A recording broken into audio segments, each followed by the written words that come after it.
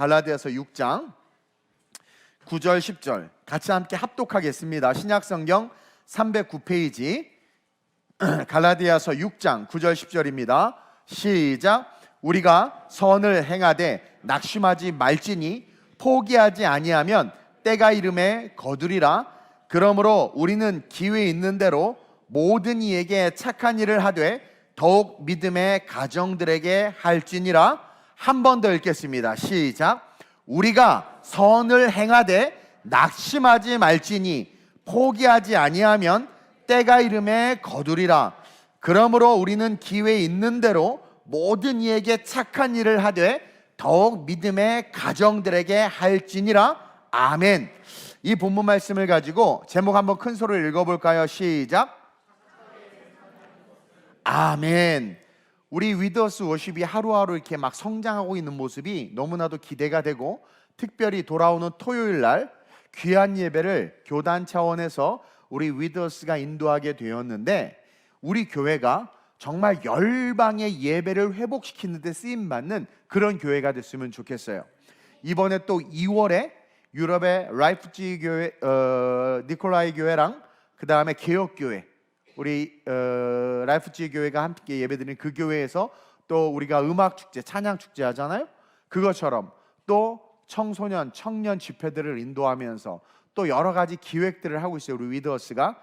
그리고 금요일 날 드디어 음반이 멜론에 출시가 된대요. 기대하시길 바랍니다. 오, 우리 박수로. 네. 어쨌든 우리 교회는 예배로 선교하는 교회인 거 알죠? 그래서 하나님께서 반드시 우리 교회를 통해서 열방의 예배를 회복시키실 줄로 믿습니다. 그러면서 오늘 제가 여러분들에게 드리고 싶은 말씀이 뭐냐면, 오늘은 특별 우리 젊은이들과 직장인들에게 좀 초점을 두고 이야기를 하려고 해요. 그렇다고 일상을 살아가신 우리 장년들이요, 동일하게 적용되는 말씀이니까 잘 들으시길 주님의 이름으로 축원드립니다. 우리 크리스찬들은 이상하게 착한 삶에 대한 신드롬이 있어요. 우리 승주자매님, 착하게 살아야 돼요? 악하게 살아야 돼요?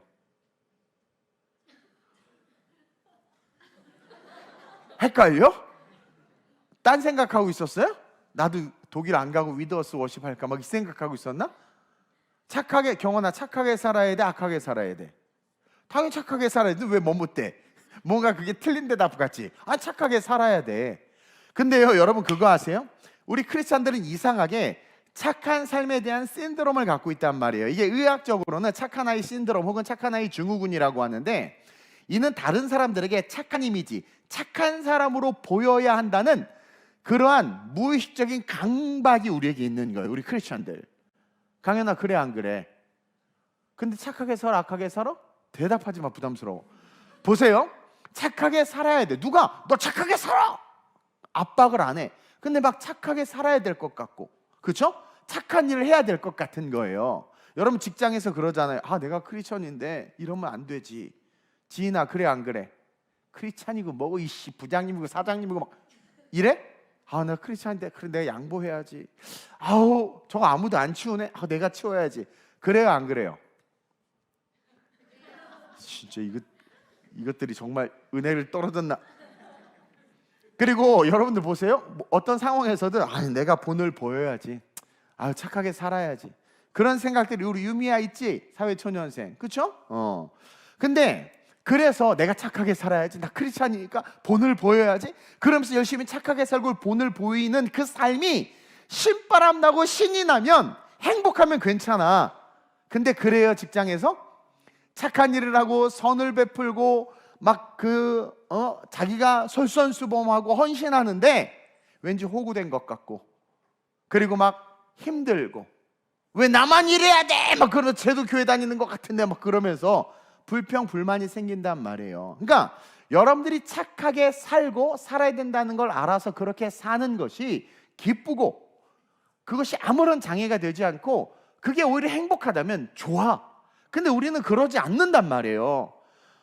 일찍 출근하고 늦게 퇴근하고 남들이 뭐 도와달라고 하면 거절 한번 못하고 다 도와줘. 그래 놓고는 저녁에 지쳐서 뭐야 짜증나, 왜 나한테만 그래. 그렇다고 그 다음날 나한테 뭐 부탁하기만 해봐라, 내가 튕겨내야지. 어이, 이 대리 이것 좀 해줘. 네, 난 그리스도인이잖아.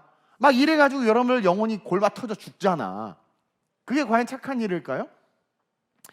말은, 생각은 착하게 살아야 하고 세상이 본이 되어야 하고 빛과 소금이 되어야 된다고 말을 하고 생각은 하지만 사실 그렇게 사는 삶을 우리는 힘들어해요. 그게 안 힘들면 괜찮아. 그런 분들은 지금 집에 가셔도 돼. 설교 안 들어도 돼. 수준이 되게 높은 분들이야. 근데 그걸 알면서, 그래서 그렇게 사는데 그렇게 사는 삶이 힘들어요. 솔선수범하고 다른 일도 대신 맡아주고 늦게까지 혼자 수고하고 시키지도 않는데 먼저 와서 막 커피 타드리고 온갖 착한 일을 해야 한다는 생각으로 그 일을 하긴 하지만 이상하게 힘들어. 그리고 그렇게 하면 부장님이, 사장님이, 세상 사람들이 인정해주고 칭찬도 해주고 승진에 막 반영도 좀 하고 사람들이 막 인정해주고 그래야 되는데 우리의 느낌은 늘 쎄하다는 거죠. 뭔가 좋은 일이나 뭐 막 이런 거 할 때 왠지 나만 따당하는 것 같고 그냥 호구된 것 같은 그런 느낌을 갖는 게 사실 우리라는 거예요. 정작 모든 힘든 일은 내가 다 하는데 나중에 누리는 것들을 보면 세상 사람들이야. 그러니 신앙 안에서의 갈등과 자괴감이 드는 게 현실이에요. 여러분 어떠냐? 우리 직장인들, 직장에서 착하고 착하게 살고 그리스도인으로서 선을 행하고 잘 그렇게 하려고 노력하잖아. 여러분들 그러잖아요. 왜냐하면 청년들 상담 제가 많이 받아봤으니까. 그런데 다 하나같이 결국은 힘들다. 감사는커녕 직장 옮기고 싶어요. 그런단 말이에요. 여러분, 성경은요 우리에게 세상에서 착한 일을 하고 착한 사람이 되라고 단 한 번도 말한 적이 없다는 걸 아십니까? 우린 이것을 잘 분별할 수 있어야 돼요. 성경은 우리에게 세상에서 착한 일을 해라, 착한 사람이 되라고 말하지 않았어요. 악한 세상에서 모두가 죄인이고 원죄의 DNA를 갖고 있는 인간들의 삶에서 여러분 착한 행실은 존재하지 않아요. 이 지식을 선명하게 세우시길 주님의 이름으로 축원드립니다. 이번에 하마스는 하마스 나름대로 자기의 선을 추구해서 미사일을 쏴댄 거예요. 그들의 선이란 말이에요. 그들의 세계관과 공동체에서는 그게 선이고 그게 착한 일이야. 불교에서는 그게 선이고 그게 착한 일이에요.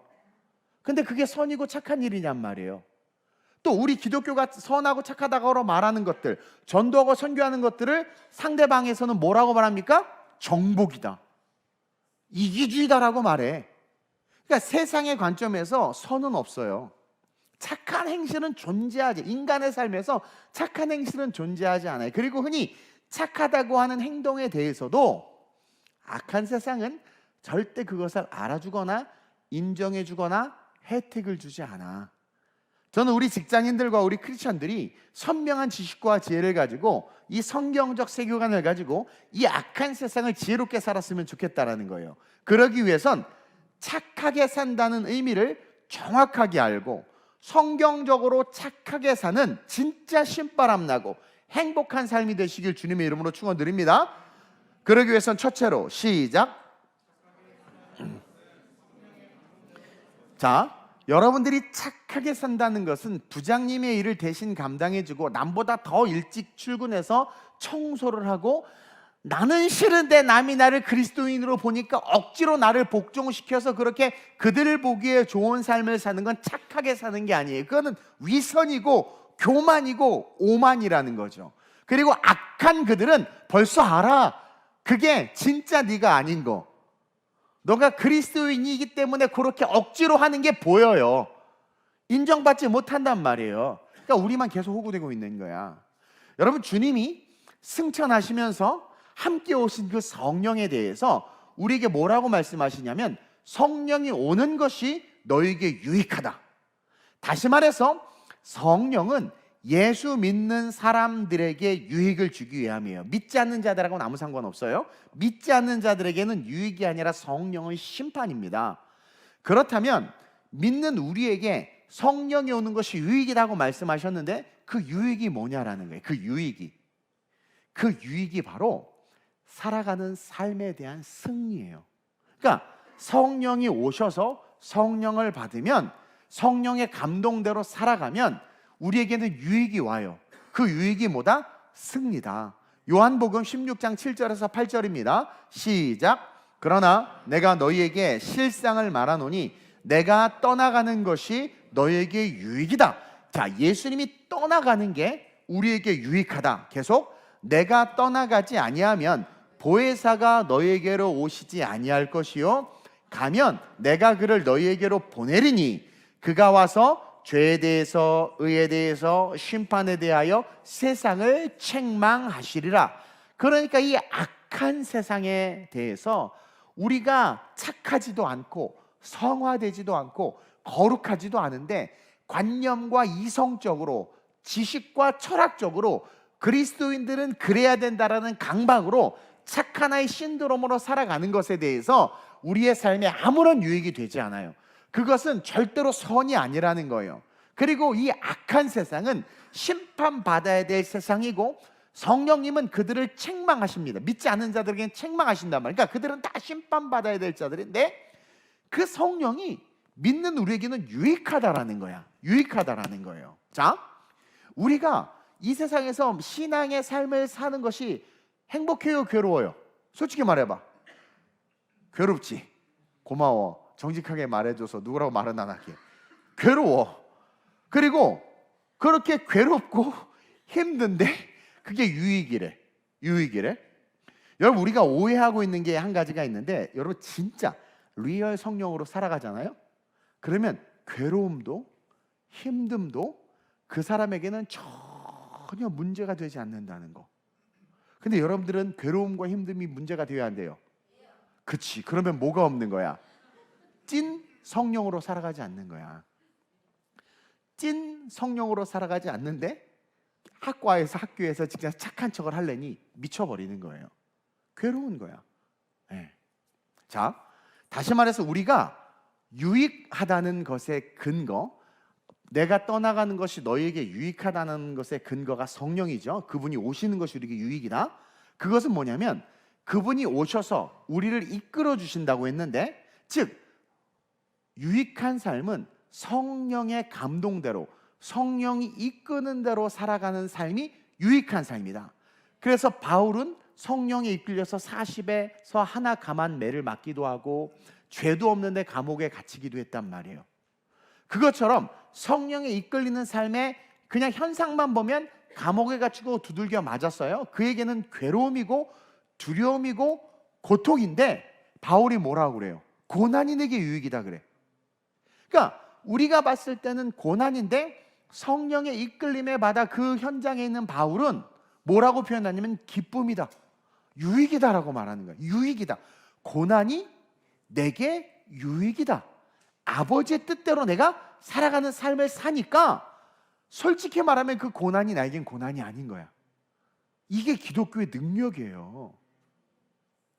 그러니까 기독교는 메타 릴리전, 릴리전 이상의 것이란 말이에요. 이 세상에 원죄로 말미암아 등장한 것이 릴리전, 종교들인데 종교 이상의 것이 기독교란 말입니다. 기독교. 그래서 바울이 고난이 내게 유익이다라고 말하는 것은 다른 종교는 이해할 수 없는 거예요. 왜? 그 종교 이상의 뭔가가 있는 거예요. 그러니까 그것이, 그 예수가, 그 성령이 능히 이 고난까지도 기꺼이 기쁨으로 받는 거죠. 그래서 카타콤에서, 그래서 원형 경기장에서 사자밥이 되고 불에 타 죽을 때도 그들이 찬송할 수 있었던 이유가 기독교는 메타 릴리전이기 때문에 그렇다라는 거죠. 즉 고난이 문제가 되지 않아. 유익의 근거인 성령의 인도를 받고 있는 자들에게는 전혀 고난이 문제가 되지 않아. 우리는 이 수준까지 올라가야 돼요. 그래서 진정한 착한 일은 그 대상이 사람이나 세상이 되는 일이 아니라는 거예요. 오직 성령의 감동대로 살아가는 삶 그 자체가 착한 일인 거야. 그러니까 내 의지로 부장님한테 잘해야지는, 내 의지로 직장에서 내가 그리스도이니까 착한 삶을 살아야지라고 말하는 것은 우리의 교만이고 오만인 거예요. 근데 성령의 감동을 딱 줬어. 네가 섬겨. 그래, 내가 섬겨요. 그럴 때는 아무도 안 도와주고 내가 일에 독박을 써도 괜찮아, 기뻐. 왜? 나로 하여금 감동을 줘서 이끌어서 그 일을 하게 하신 분이 성령님이죠. 그러니까 성령님과의 관계가 있으니까 자기는 거기서 기쁜 거야. 자기는 그 고난을 당하고 멸시를 당해도 기쁜 거야. 내가 이탈리아 아시시에서 주차장을 지키면서도 기쁠 수 있었던 게, 우리 애들은 막 그거 보고 막 하는데 난 기쁠 수 있었던 게 성령께서 나에게 감동을 줘서 난 그냥 주차장에 앉아 있었던 거예요. 근데 그게 기쁨인 것은 뭐냐면 난 거기서 여러분들은 화려한 작품을 봤을 때 난 차들을 보면서 종류가 많네, 막 그 기쁨을 누렸어. 그게 뭐냐면 메타롤리즘의 힘을 내가 받고 있는 거야. 종교 이상의 가치를 가진, 즉 그 가치는 내 환경이 아니라 성령께서 나에게 시키신 일에 내가 순종했다라는 거죠. 그래서 여러분들, 먼저 우리 젊은이들, 직장인들 기억해야 되는 게, 여러분들의 힘으로 착한 일을 하고 기독교인이기 때문에 이러한 삶을 살아야 되겠다라는 의식을 갖는 그 순간, 그것은 여러분들에게 무거운 짐이 돼버려요. 그리고 그렇게 살아도 세상 인정해 주지 않아. 왜? 그건 우리의 삶이 아닌 걸 그들이 더 잘 알아. 교회 데리고 가려고 저러는구나, 저놈의 새끼 저거. 벌써 알아. 그리고 일은 그지같이 못해, 프로젝트 하나 맡기면. 근데 착한 척은 온갖 잘해. 직장에서 제일 짜증나. 나 나름 CEO 봤잖아요. 에? 제일 짜증나는 거예요. 그러니까 그렇게 허리허식 벗어버리고 성령의 감동이 빡 오면 그냥 그걸 행하는 거야. 그냥 행하는 거야. 갑자기 큰 물질을 헌금하라, 해. 갑자기 교사해라, 해. 갑자기 그 악한 부장님인데 너 한 달 동안 저 부장님 술 마시면 네가 뒤치대거리 해라, 해. 근데 그럴 때는요, 놀라운 기쁨이 와요. 놀라운 즐거움이 와요. 저는 여러분들이 그 진정 착하게 사는 삶, 성령의 감동에 순종하는 그 삶, 그 삶을 살아보시길 주님의 이름으로 축원드려요. 그러면서 둘째로 우리가 알아야 되는 건, 시작, 착하게 산다는 것은 어떤 목적을 가지고 사는 게 아니라는 거예요. 우리가 흔히 착하게 살고 그래야 한다고 말하는 것은 우리의 모습을 통해서 예수를 알게 하고 복음을 전하기 위해서라고 말을 해. 너 왜 그렇게 착하게, 너 왜 그렇게 네가 먼저 솔선수범하고 왜 이렇게 고생하니? 그러면 아니, 내가 이래야 그래도 세상이 빛이 되고, 내가 이래야 저 사람에게 예수 믿으라고 할 때 좀 말빨이 맥히지 않겠어? 저 사람이 교회 오라고 할 때 내 착한 모습을 보고 좀 오지 않겠어? 라고 말하는 것들 잘못된 거예요. 보세요. 어떤 목적을 가지고 착한 일을 하면 그것은 절대 착한 일이 될 수 없어요. 그 목적을 위한 일이 되는 거야. 목사님, 그 목적이 교회 오게 하기 위함인데요? 잘 들어보세요. 그 사람이 착하기 때문에 자연스럽게 나타나는 그 착한 삶이라면 임팩트가 있어요. 근데 아니잖아, 니네. 우리 아니잖아요. 진짜 삶이 아닌데, 진짜 삶이 아니야.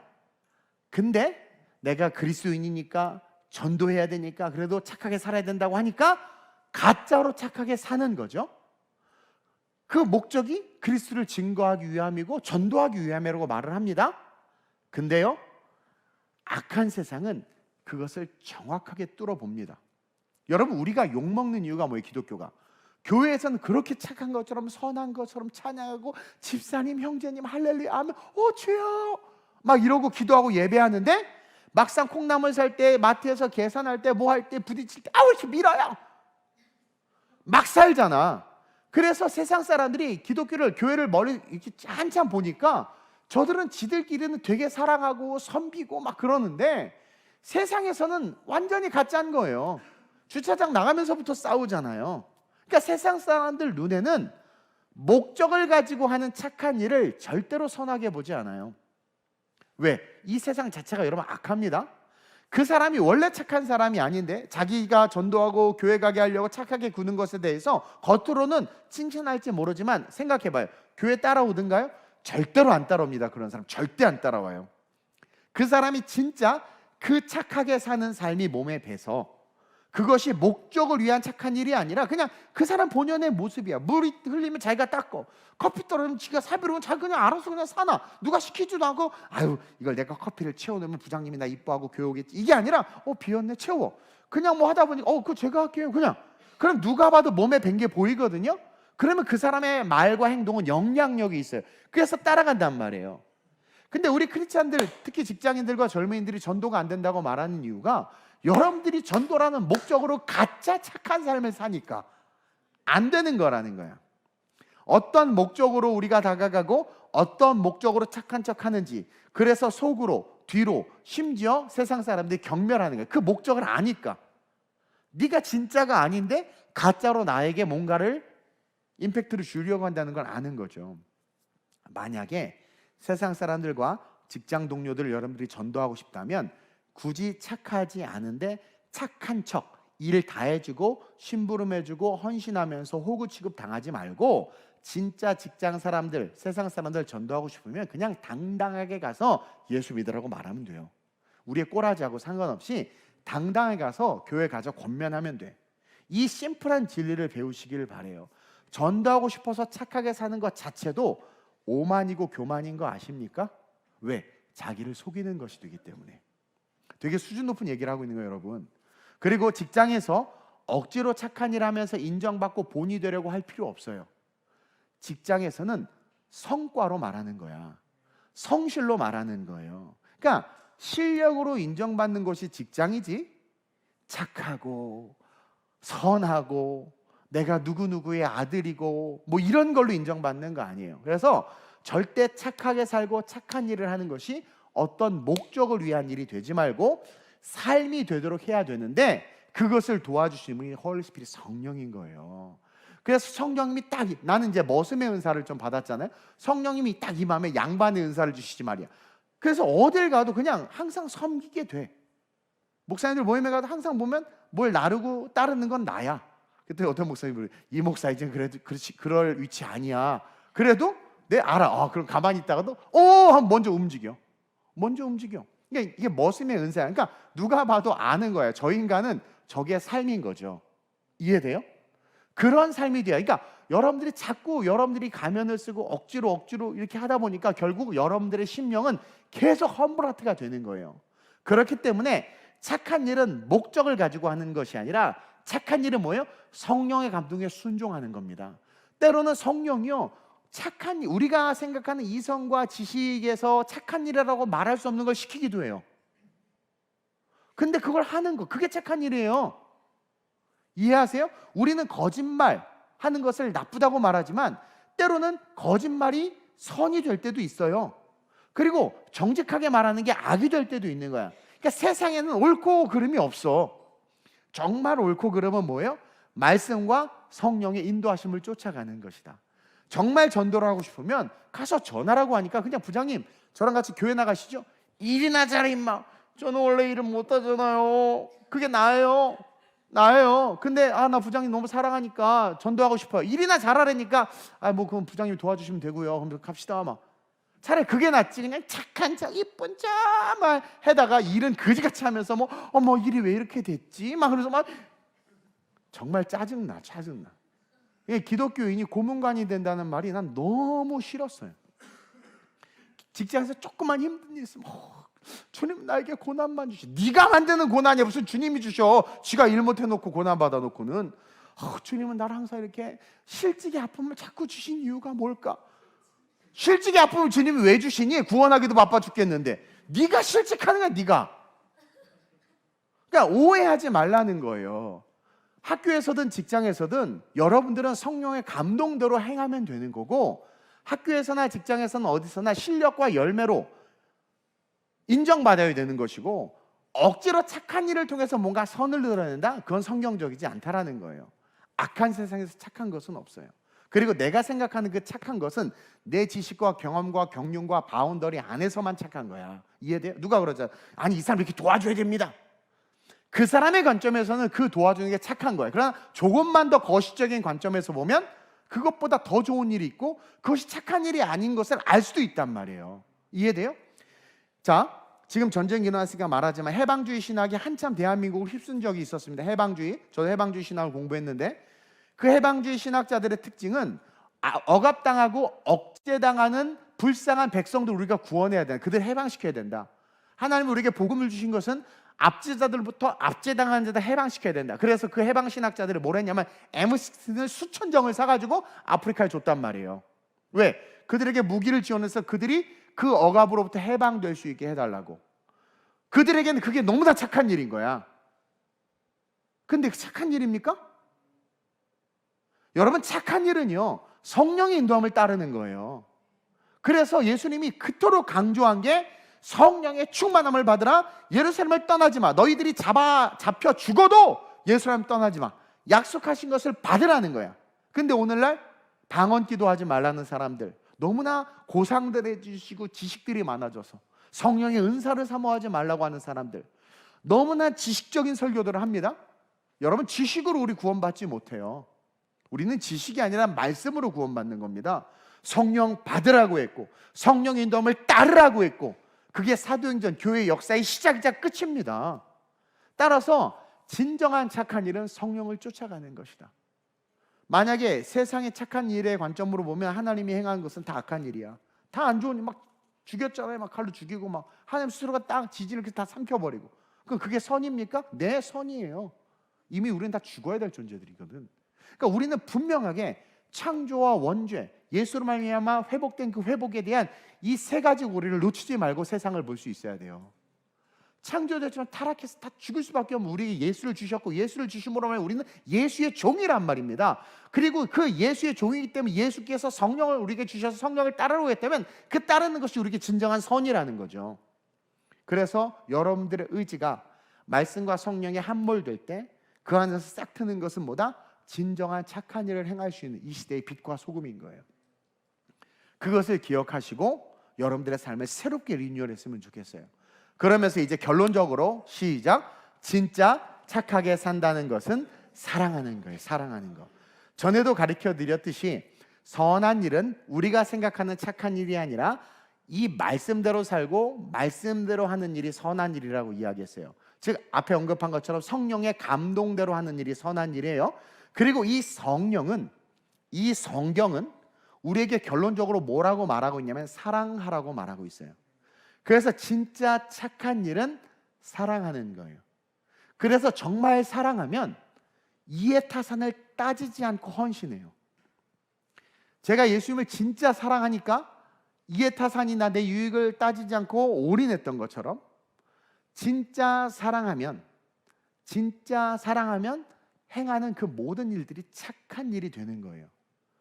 근데 이게 여러분 이 착한 일을 행하는 것도 순서가 있어요. 오늘 본문인데 오늘 사실 할 말이 많은데 오늘 리허설도 있고 해가지고 제가 짧게 이야기하는데 10절만 봅니다. 10절에 이렇게 기록되어 있습니다. 9절부터 다시 한번 볼게요. 시작. 우리가 선을 여기서 말하는 선은 성령의 인도함대로 행하는 거예요. 근데 성령의 인도함대로 행하면 세상에서 쉽지 않아. 어렵고 고난과 고통이 없을 수 없어요. 근데 어떻게 하래요? 포기하지 아니하면 때가 이름에 거두리라. 그 말씀에 성령의 순종에서 행한 모든 것들에게 있어서 열매를 얻게 된다라는 거죠. 우리의 의지를 내려놓고 성령을 쫓으라는 거예요. 그러면서 10절에 시작. 그러므로 우리는 기회 있는 대로 모든 이에게 착한 일을 하되 더욱 믿음의 가정들에게 할지니라. 자, 착한 일의 결론은 사랑인데 이 사랑도 우선순위가 있다. 다시 말하면 착한 일을 함에도 우선순위가 있다. 그게 뭐냐면 우리가 성령의 인도함을 따라 모든 사람들을 사랑으로 품고 순종해서 나가야 되지만 먼저 성령님은 우리에게 누구로 하여금 사랑을 행하게 하느냐? 믿음의 가정들. 이 우선순위라는 거예요. 이게 뭐냐면 당시 갈라디아 교회 안에는요 이단 사상들이 들어와서 믿음의 형제자매들을 유혹하고 넘어뜨리면서 그들을 갈등하게 만들고 힘들게 하고 있었단 말이에요. 오늘날로 따지면 교회 안에 각자의 생각과 소견대로 또아리를 틀고 그룹을 만들고 편을 만들어서 뭐 바울파, 아볼로파, 고린도 교회에 있었던 문제처럼 그렇게 많은 일들이 일어나고 있었던 거예요. 그런 상황에서 어둠의 그 거짓 선지자들, 선생들이 들어와서 그런 이단 사상으로 성도들이 힘들게 하고 교회 안의 성도들이 무너져 있었던 거야. 그래서 바울이 뭐라고 말하냐면 너네들의 이웃보다 가족이 더 중요하기 때문에 바울의 기독교관은 믿는 자들은 한 가족이거든요. 그래서 제가 필리핀에서 맨날 I say, we are, you say, family라고 말하는 거. 우리는 가족이다라고. 그것처럼 믿는 자들은 한 가족이기 때문에 너네들이 이웃보다 가정이 더 중요하다. 그래서 가족인 성도들을 돌보는 것이 우리에게 착한 일에 있어서의 우선순위라는 거예요. 즉 성령의 감동은 먼저 어디를 향하는 줄 아세요? 교회와 성도와 여러분들 주변에 믿음의 사람들에게 사실 성령은 먼저 감동을 줍니다. 우리를 온전하게 하기 위해서. 그리고 나서 어떻게 돼요? 우리를 확장시키거든요. 여러분 이 순서를 잘 기억해야 돼요. 근데 오늘날 많은 교회가 그룹이나 구역에서 모임에서 성도들이 여러 가지 어려운 일을 당하는 것은 그냥 어떻게 알아서는 하겠지 몰라 신경 안 쓰고 전도하고 바깥일, 이웃 사람들, 외부 일들을 신경을 쓴단 말이에요. 이것이 잘못됐다라는 거야. 이단 사상에 갈등하고 있고 흔들리는 그들에게 먼저 어떻게 돼요? 착한 일을 성령의 인도함에 따라 그들을 먼저 돌보라는 거죠. 즉 예수를 전하고 복음을 전하는 것이 중요한데 그 순서가 먼저 내게 허락된 가족들, 신앙이 흔들리는 자들, 연약한 자들, 그리고 성령의 감동대로 그들에게 다가가서 권면하고 이야기하고 이끌어주는 것이 오늘날 한국교회에 필요하다라는 거죠. 이제 우리가 이 천국가 이렇게 하나가 돼서 움직일 때 우리는 보통 어떤 생각을 하냐면 네 성도 내 성도 이 교회 저 교회 자꾸 나눈단 말이에요. 우리가 처음에 죽전에서 이쪽으로 오면서도 제가 너무 듣기 싫어하는 말, 죽전성도 동백성도, 진짜 미치도록 듣기 싫었는데 가만히 있었는데, 우리는 그냥 그리스도 안에 한 형제자매인데 이게 파가 나눠진단 말이에요. 성령께서 그걸 기뻐하시겠는가? 아니라는 거죠. 진정한 착한 일을 행한다고 하면서 밖에 나가서 뻘짓하지 말고 지금 교회 안에 너에게 붙여준 그룹이나 구역이나 모임들 속에서 아파하거나 힘들어하는 자들을 돌보는 것이 우리에게 있어서 가장 중요한 착한 일이며 성령께서 가장 먼저 하신 일이 그 일이다. 그래서 사도들에게 임했고 120문도에게 임한 거예요. 그리고 교회를 세우고 교회 안에 임한 거예요. 충만해진 그들, 재직들이 세워지고 성장하기 시작하면서 흩어졌거든요. 그리고 그 일을 한 후에 하나가 된 우리가 함께 예수를 전하고 복음을 전하는 것, 그러면서 그 동기가 철저하게 사랑이 돼야 되는 것, 이것이 뭐다? 진정한 성령의 인도함을 받는 것이다. 그래서 여러분 진짜 그리스도의 사랑이 충만해지잖아요. 그러면 직장에서 호구가 되는 게 아니라 정말 진짜 사랑의 베이스가 된 착한 일들을 하게 되는 진짜 선한 사람이라, 그리스도인이라 인정받는 자가 되는 거예요. 바울이 그러잖아요. 그 사람들이 정말 저들을 보니까 정말 그리스도인이구나. 그러니까 이들은요 사랑의 모티브를 가지고 교회를 섬기면서 그들과 하나 된 그 사랑의 힘을 가지고 정말 삶에서 선한 일을 감당한 거예요. 그러니까 사람들이 보고 정말 그리스도인이다, 내가 너 보니까 교회 가고 싶다, 이렇게 돼야 되는데 우리는 우리 자체가 그것을 소화해내지 못한 상태에서, 성령의 인도함을 받지 못한 상태에서 그냥 세상에서 착한 척하고 착한 일을 하려고 하니까 오히려 마귀가 그것을 타고 들어와서 교회를 불신시키고 세상에 욕먹게 하고 무너뜨리고, 여러분들은 그냥 도덕과 윤리의식에 사로잡혀서 그냥 그래도 착한 일, 그래도 선한 일 하면서 어떻게 돼요? 결국은 호구 소리 듣고 망하는 거라는 거죠. 우리가 진정한 사랑이 베이스가 돼서 정말 성령의 인도하심에 따라 순종하기 시작하면 스스로가 인정받는 모습으로 쓰게 돼요. 그리고 스스로 인정받는 모습으로 쓰게 되면 그 사람의 말과 행동에는 권위가 생기고 저절로 사람이 붙어요. 그래서 교회 내에서도 그런 분들이 있어요. 막 저 사람이 너무 좋아, 그 사람 그냥 걸어가는데 막 사람이 붙어. 그런 사람들, 뭐 돈이 많아서 그런가? 잘생겨서 그런가? 그게 아니라 여러분들 느낄 거라. 여러분이 이렇게 막 자꾸 따르고 싶고 막 그냥 나한테 해주는 것이 나 바락바락 소리만 지르는데 막 붙고 싶은 사람들 있죠. 그게 하나님께서 주신 권위라는 거예요. 그러면 그 사람이 직장에 가 있잖아요. 그럼 사장님이 붙어, 부장님이 붙어, 선배가 붙어. 그러면서 그냥 한마디 던지는 것이 능력이 되는 거죠. 그러니까 그러한 자들이 진짜 삶에서 착한 섬김을 하는 거예요. 그럼 사람들이 진짜 감동을 받고 진짜 주변이 동화되고 함께 그 일에 막 동참하게 돼. 그래서 한때 리얼 크리스찬들이 직장에서 신우회를 엄청나게 만들었단 말이에요. 왜냐하면 정말 괜찮은 거야. 이분이, 이 부장님 너무 괜찮아. 신우회를 만들었는데 이분이 그냥 직장 안에서 믿는 사람들의 모임인 신우회를 만들어 놓고는 직장 생활을 갭차반처럼 막 하는 게 아니라, 우리 이거 말하면 안 되죠. 그게 아니라, 그렇죠? 근데 어떤 데는 근데 시간이 지나면 신우회가 지금 다 깨졌어요. 왜 깨졌냐면 신우회라고 만들어 놓고 무슨 누가 했는데 보니까 이분이 하는 꼴을 보니까 이게 아닌 거야. 그래서 요즘에 신우회 예배 없어요.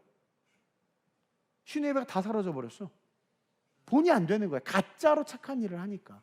가짜로 섬기는 게 막 억지로 섬겨. 막 점심도 못 먹으면서 시내에 모임 가서 예배 드리는데 보니까 은혜가 하나도 안 되고. 이상한 거죠. 이상한 거.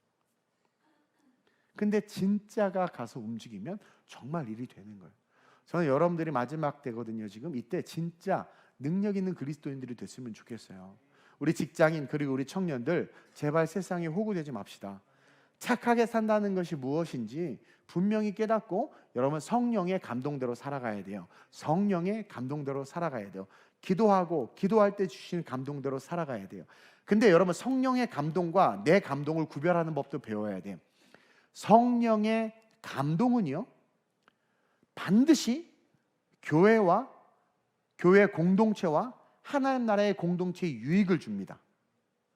내 감동은요 나를 드러내게 돼 있어요. 그걸 분별하면 됩니다.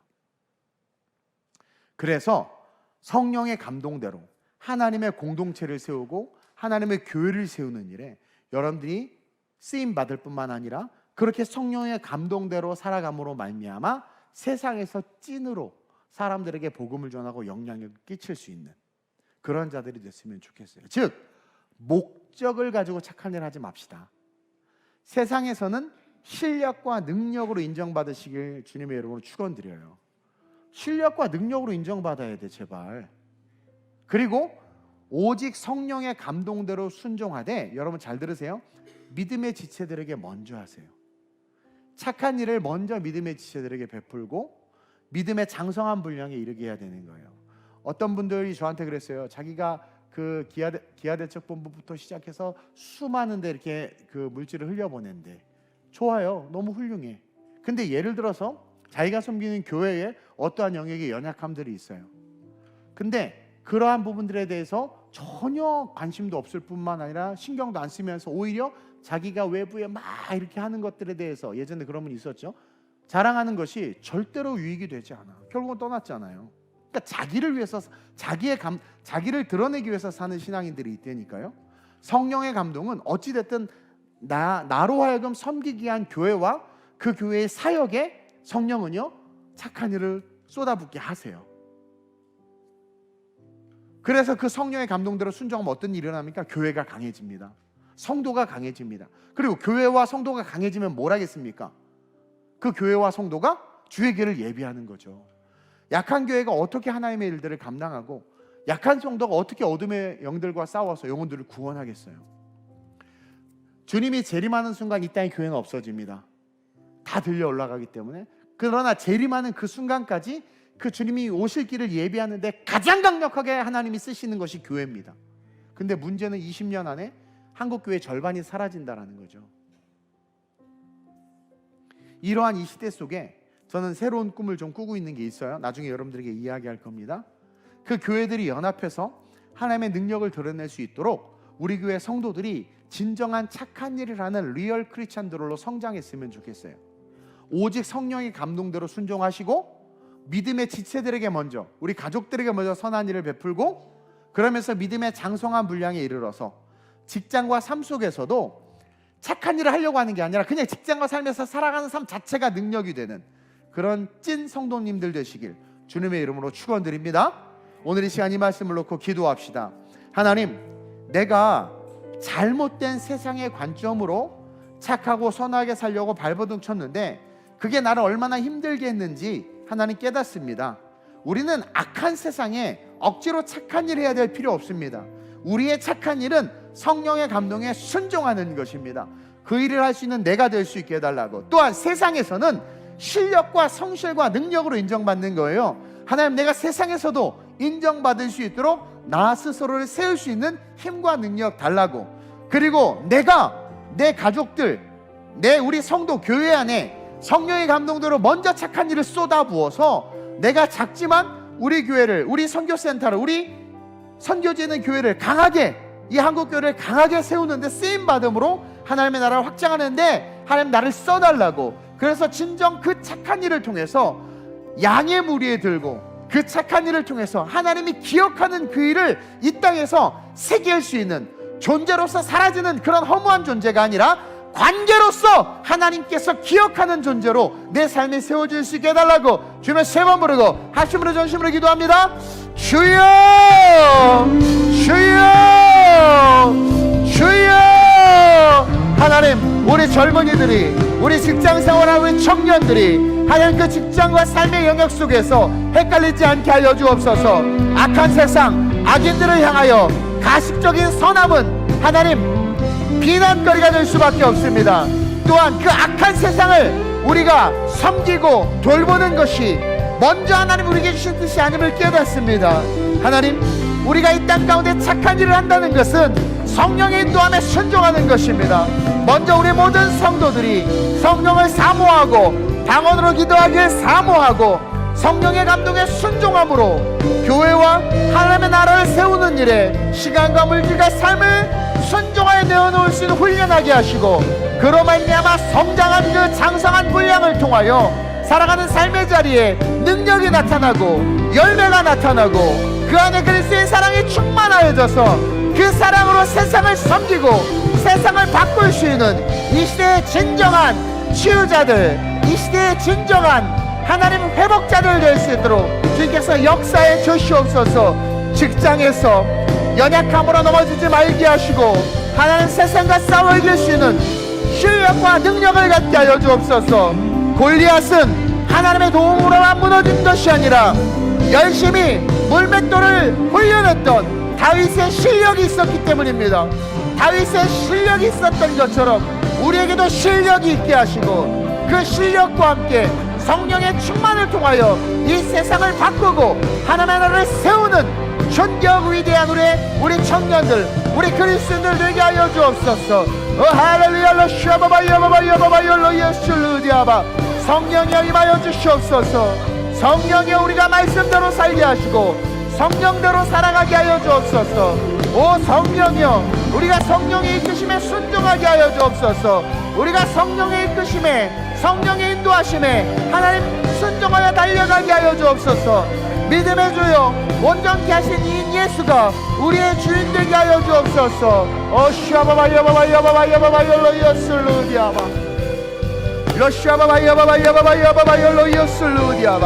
우리 청년들이 다시 신우회를 만들게 하시고 우리 학생들이 기도 모임을 학교마다 더욱더 크게 부흥시키게 하여 주옵소서. 성령이여, 우리 안에 진정한 착한 일이 성령의 인도함에 순종하는 일이 되어 능력과 역사가 나타나게 하여 주시옵소서. 우리 젊은 청년들이 직장에서 진정 성령의 순종함으로 위대하게 영향력을 행사할 수 있는 주의 일꾼들로 서게 하여 주시옵소서. 오 할렐루야. 오 주여, 오 주여 기름 부으소서. 오 주여 역사하소서. 온전히 주님만을 바라보게 하여 주옵소서. 두려워하지 말게 하여 주옵소서. 주여 스스로가 선악을 기준 짓지 말게 하여 주옵소서. 오 주여, 이 약한 세상 가운데 인위적인 선함은 능력이 없습니다. 오직 성령으로, 오직 성령으로, 오직 성령으로, 오직 성령으로 살아가게 하여 주옵소서. 하나님, 지금의 젊은이들은 너무나 힘든 시대를 살아갑니다. 시간이 지나면서 노인들을 부양해야 하고 올라오는 세대들이 없기에 인구 절벽을 통하여 이 시대가 짊어진, 이 젊은이들이 짊어진 짐들이 하나님 너무나 큽니다. 또한 세상은 각자 자기 이익과 목적을 위해서 그것을 선이다, 정이다, 옳다 말하며 그 일들을 펼침으로 결국 종말의 때를 앞당기고 있음을 봅니다. 마지막 때를 살아가고 있는 이때 우리가 세상을 향할 착한 일을 한다는 것이 하나님 실수하지 않는 일 될 수 있도록 주님 붙잡아 주시옵소서. 착하지도 않는데 착한 척하고 악한 세상에서 그것이 드러나며 결국 그것으로 말미암아 기독교가 욕을 먹고 우리의 신앙의 연약함들이 처절하게 짓밟히는 일들이 도처에서 너무나 많이 보이고 나타납니다. 이러한 이 시대 속에 우리 아름다운 교회 젊은이들, 직장인들, 우리 청년들만큼은 진정 성령의 인도함을 따르는 것이 착한 이름을 기억하여 성령의 충만을 놓고 기도하고 성령의 감동이라면 그것이 나에게 너무나도 손해가 될 것 같고 그것이 나에게 너무나도 아픔이 될 것 같고 내가 할 수 없는 것이라도 정말 성령의 감동이라면 사람이 아니라 교회와 교회 공동체와 하나님의 나라를 위한 것에 대한 성령의 도전이라면 기꺼이 순종한 훈련하게 하셔서 진정 성령의 인도함을 따라 성령의 사람으로 본질적 착함이 회복되어져서 이 세상을 변화시킬 수 있는 그리스도의 사랑을 가진 진짜 리더들 될 수 있도록 주님 역사해 주시옵소서. 직장에서 우리 젊은이들에게 자유를 주옵소서. 그리스도인임을 드러내는 것이 직장 안에서 억지로 착한 일을 하는 것이 아님을 깨달아 알게 하여 주옵소서. 실력과 성실로 말하게 하시고 성령의 감동에 따라 직장에서 움직이게 하시고 먼저 성령의 감동에 따라 찬양팀, 내가 속한 구역, 내가 속한 모임, 내가 속한 자리, 내가 섬기는 교회 안에 모든 것을 쏟아부어 그 강한 성도들로 강한 교회로 일어나게 하시고 그를 통하여 주님 오시기를 예배하는 데 쓰임받는 진짜 이 시대의 착한 일을 감당할 수 있는 선한 일을 감당할 수 있는 성도들 되게 해 주옵소서. 선을 행하되 낙심하지 말지니 때가 이름에 거두리라. 하나님이 행하시는 선은 당장은 고난이고 고통일 것 같이 느껴지지만 결국은 열매로 바뀝니다. 결국은 축복으로 바뀝니다. 이것을 기억하며 두려움 없이 성령을 쫓아 그곳이 광야이든 그곳이 푸른 초장이든 믿음으로 달려갈 수 있는 우리 모든 성도들 되게 하여 주시옵소서. 성도들을 돌보는 성도들 되게 하여 주옵소서. 지체들을 돌보는 지체들 되게 하여 주시옵소서. 서로를 돌아보아 피차 순종하며 사랑하게 하여 주옵시고 우리 교회를 통해서 행하실 일들에 대해서 기대하며 그 중심에 서기를 사모하며 그의 나라와 그의 의를 위하여 준비될 수 있는 위대하고 아름다운 수요 위더스 워십에 나온 우리 모든 성도들 되게 해 주옵소서. 감사함을 드리며 좋으신 예수님의 이름으로 축복하며 기도드립니다. 아멘.